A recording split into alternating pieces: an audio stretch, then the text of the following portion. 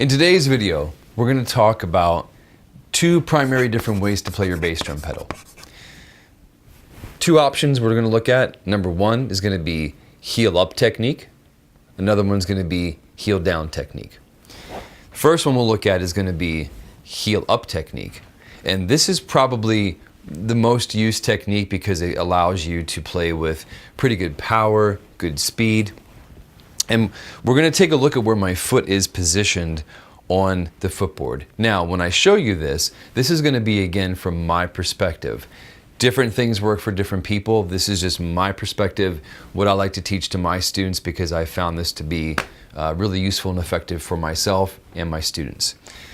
So when we look at the foot on the footboard, what I like to do is I like to take the top portion of my foot, my toes, and I like to put them about midway on the footboard, okay? Why do I put my foot right there as opposed to further up here, okay? I find that when my foot is further up on the footboard, I have to use much more of my whole leg, like lifting my leg just to make a stroke on the bass drum. Same thing as if you take your drumstick, think about this way, you don't want to hold your stick up here like this because if you did, there's no leverage or momentum to play with. You would have to literally take your arm to do every stroke. Down here, you want to be able to do the same thing.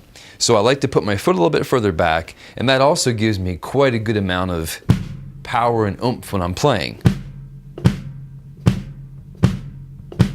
Okay? One thing I want you to take notice of as well is when I play my bass drum footboard, the foot itself doesn't come away from the footboard. So I'm not taking my foot and lifting it off to play a stroke. And we'll see this down here at the foot camera. I'm not going to take my foot off like this.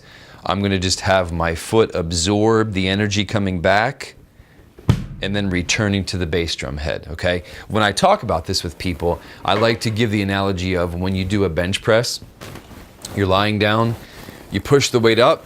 When the weight comes back down, you almost get it to the point of where it hits you in the chest, but you don't. You don't let it come down. It comes back down, you go back up. This is the same thing when that beater's coming back. Your foot almost comes away from the footboard, but it never leaves. You just return it right to its position, okay? While we're here, I want to show you one more thing. With your bass drum beater, a lot of guys play the bass drum beater where they bury the beater into the head. Okay, listen to the difference of the sound if I bury the beater in the head versus if I pull it away. I hope you can hear the difference. This is bury the beater in the head. Okay, lots of attack, not much resonance, not much warmth to it. Now here's the beater without burying it. Huge difference. I'll do them back and forth. Burying the beater first.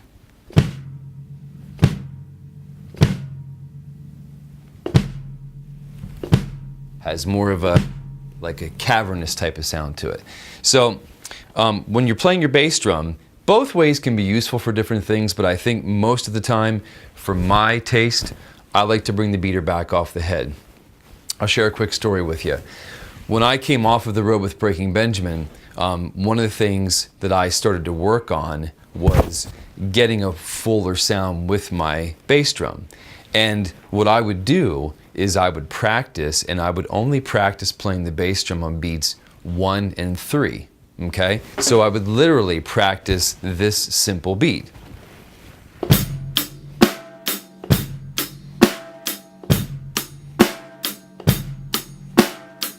Just doing that because I wasn't practicing something super fast or super cool. I was working on a technique, and what I would do is I would just focus on allowing the beater to come back from the head, but then return to its neutral position.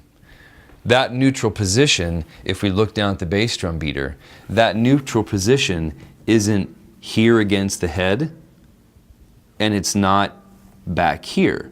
Neutral position is here, ready to play again, which is sometimes hard to achieve unless you work on this.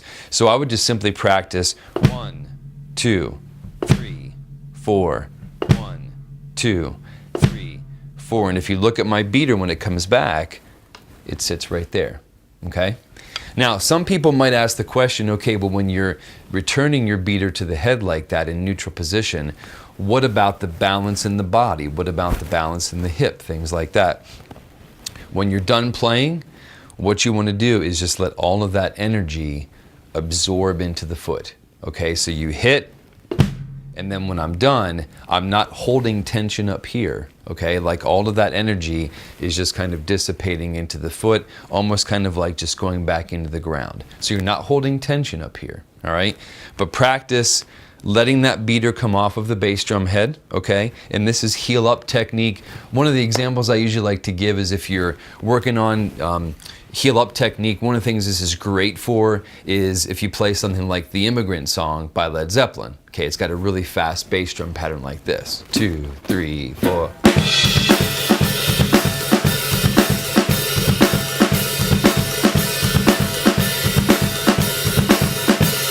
Pattern like that is pretty difficult to play if your heel is down, okay?